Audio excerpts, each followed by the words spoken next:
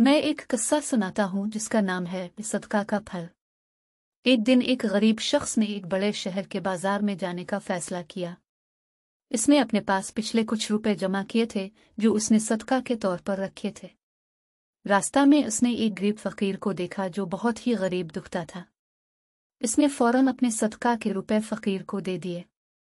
फकीर ने इस शख्स का शुक्रिया अदा किया और खुश होकर वहां से रवा हो गया। अगले दिन वो बहुत धंधे बाजार में चला गया।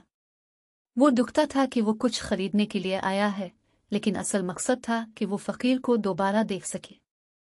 अचानक एक गहरे दिखी फकीर ने इसे देख लिया और गरीब शख्स को पहचान लिया।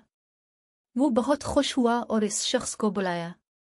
इसने इसे अपने घर बुलाया और इसको बहुत सारी दौलत दी। इस तरह इसने इस फकीर की मदद की और उसके अमल ने इसको बहुत ज्यादा बरकत दी।